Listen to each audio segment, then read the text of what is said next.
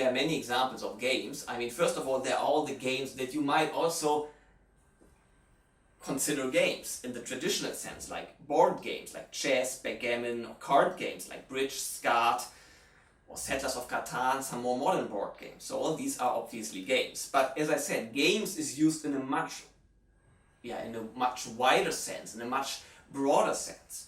So auctions, like for example, if you're participating in an auction on eBay, you're playing a game.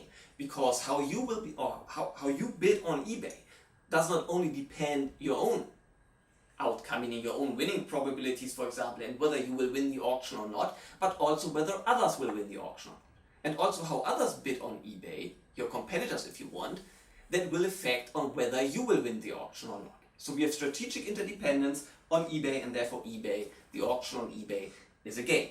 And the same is true for other markets, like for product market competition. Think of Pepsi Cola versus Coca-Cola, who are playing a game in the market for soft drinks. Could be a tournament where people participate and in the end there's only one winner who somehow manages to do something in the best way. Could be about which decision to take in a network, like which streets to use to get from A to B, taking into account that others make the very same decision, and how they make the decision might affect how congested the network is and how quickly you will be able to make it from A to B.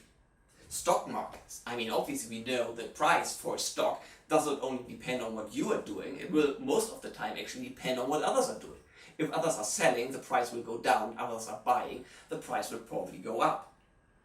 Incentive provision in organizations, where for example some superior plays a game in the sense that he gives some directions or orders to subordinates who have to react to it, is also a situation of strategic interaction. And bargaining, if you're on a marketplace or the bazaar for example, and you're bargaining with a seller about the best price for a certain item, you're playing a bargaining game.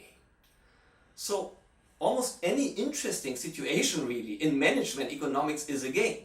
Because in any, I would say at least, interesting situations, you have human interaction. Okay, there are very few situations where there's complete no human interaction in business and economics. And therefore, I think game theory should be very important for you, and it's important that you know the foundations of it.